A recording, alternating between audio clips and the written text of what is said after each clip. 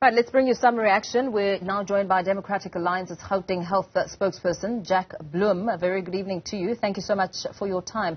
Some very disturbing revelations about the CEO at Rahima Moosa Hospital. Given the ongoing complaints over the years, the videos we've seen of pregnant women sleeping on the floor, surely this outcome by the ombudsman shouldn't come as a surprise.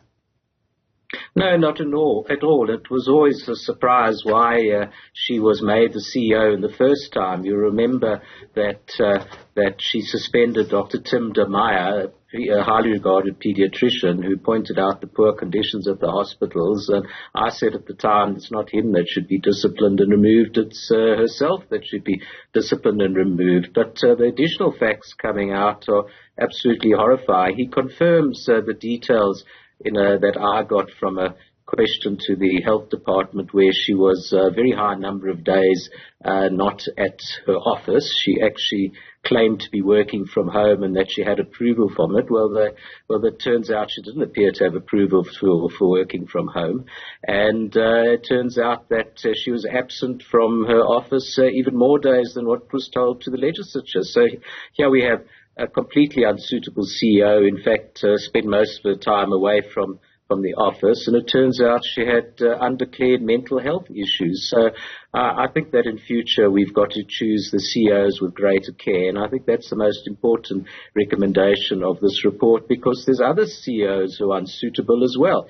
And I think the problem is that it's cadre deployment. That's why she was placed at this hospital and why other CEOs were placed as well. And at the end of the day, it's patients who suffer. The Ombudsman also spoke about Gauteng hospitals specifically, Gauteng hospital CEOs being the poorest amongst the provinces. What do you think could be some of the reasons why the province in itself finds itself in such a position?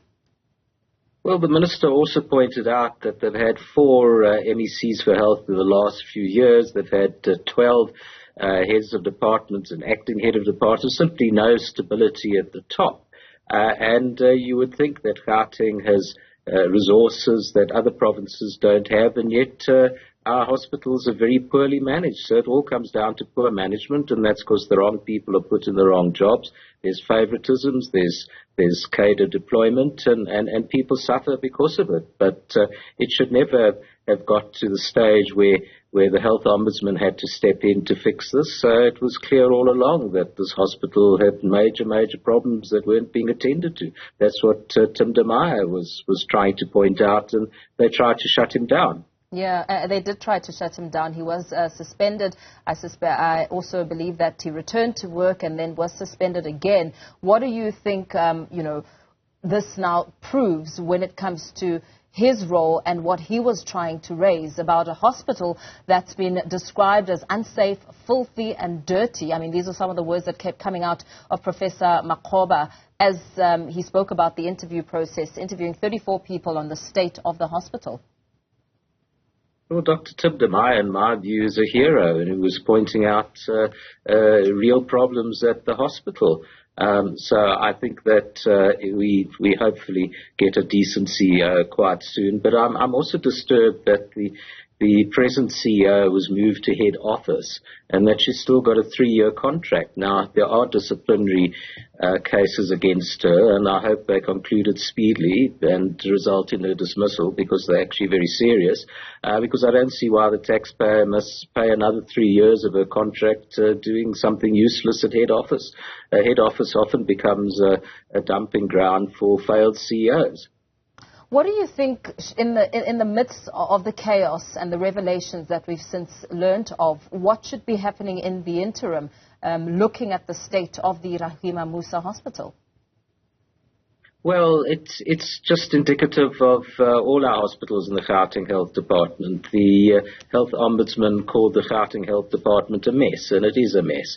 So I think the problem is it starts at the very top. I think there's a whole top echelon at head office who frankly are not good enough to do their jobs, and there's massive corruption. I mean, this is a department where Babita Deokaran, the whistleblower, was murdered, and she was trying to stop massive spending on misspending at the Tembisa Hospital. Now, the SIU did a report on Tembisa Hospital and found that 1 billion rand was spent irregularly. Now, imagine if that 1 billion rand at this one hospital was spent on the patients instead of going to people's pockets. So, I think that it's a scam at virtually every hospital, in my view, and I think they've got to start cleaning up. And it's not just Rahima and Moosa Hospital. I think they must look at other hospitals as well, and urgently too, because really, people are suffering, and it's just not a good situation at all. Yeah, very well. Thank you so much. Thanks for your time. Let's perhaps leave it there for now. The DA's Gauteng Health spokesperson, Jack Bloom, reacting, of course, to some of the very disturbing revelations about the Rahima Moosa Hospital.